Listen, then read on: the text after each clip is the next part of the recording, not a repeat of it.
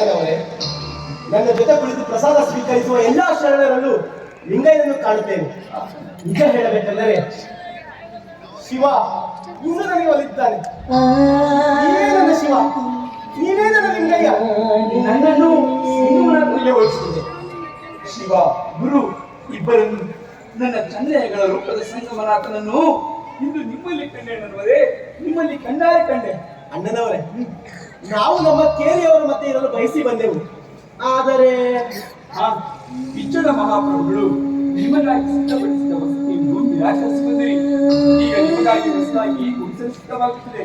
ಅಲ್ಲಿಯವರೆಗೂ ತಾವು ಮಹಾಮನೆಯಲ್ಲಿರಬೇಕಿದೆ ನಮ್ಮ ಇಚ್ಛೆ. ಅಣ್ಣನವರೇ, ನಮ್ಮ ಕುಲದವರಿಗಾಗಿ ಕೈಗೊಂಡ ಕಾಯಕವನ್ನು ಎಂದು ನೋಡುತ್ತೆ ನಮ್ಮ ಕಾತುರ ಹೆಚ್ಚಾಗಿದೆ. ನಮ್ಮವರು ಕಡೆ ಇರುವ ಬಯಸಿ ಬಂದೆವು. ಆದರೆ ನೀವು ತಮ್ಮೊಡನೆ ಸಮಾಲೋಚನೆ ನಡೆಸಲು ಇಲ್ಲಿಗೆ ಕರೆದುಕೊಂಡು ಬರಬೇಕಾಯಿತು. ಏನು, ನನ್ನ ಜೊತೆ ಸಮಾಲೋಚನೆಗೆ? ನಾನೆಷ್ಟರವನ್ನೇ ಹೇಳಿ? ತಾವು ಹುಟ್ಟಿನಿಂದ ದೀನಕುಲದವನಾದರೆ ನಾನು ಆತ್ಮಬಲದಿಂದ ದೀನಕುಲದವನಾಗಿದ್ದೇನೆ. ನಾವಿಬ್ಬರು ಪರಸ್ಪರ ಒಂದಾಗಿ ನಿಲ್ಲಬೇಕು. ನನಗೆ ಮತ್ತು ನಿಮಗೆ ಪ್ರತ್ಯೇಕವಾಗಿ ಯಾವುದೂ ಸಲ್ಲದಿರಲ್ಲ. ಆಗಲೇ ಜಾತಿ ಕುಲ ನಿವಾರಣೆಯೇ ನಮ್ಮ ಗುರಿ. ಹೇಳಿ, ನಾನು ಏನು ಮಾಡಲಿ?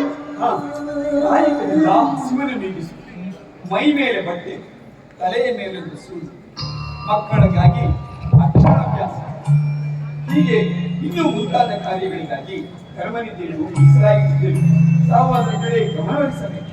ಆಗಲೇ ಅಣ್ಣನವರೇ, ಆದರೆ ಮಹೇಶ್ವರರ ಕೇರಿಯಲ್ಲಿ ಒಂದು ಅರಿವಿನ ಮನೆ ಕಟ್ಟಿಸೋಣ.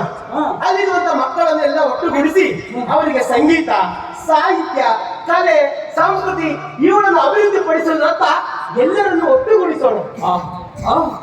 ಎಂತಹ ಒಳ್ಳೆಯ ಆಲೋಚನೆ. ನಾಳೆಯೇ ವಿಷಯವನ್ನು ಬಿಚ್ಚಳ ಮಹಾಪ್ರಭುಗೆ ತಿಳಿಸೋಣ.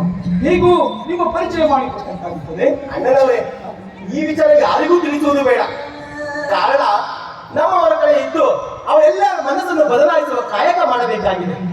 ಹಾಗೆ ನಮ್ಮಿಚ್ಛೆಯಂತೆ ಆಗಿ ಪ್ರಸಾದದ ಹೊರಡೋಣವೇ? ನಡಿ. ಅಪ್ಪನವರೇ, ತಾವು ತಮ್ಮ ಇಷ್ಟಲಿಂಗವನ್ನು ಒಳ್ಳೆಗೆ ಕಟ್ಟಿಕೊಂಡಿಲ್ಲ, ಎಲ್ಲಿ ಇಟ್ಟಿದ್ದೀರಿ?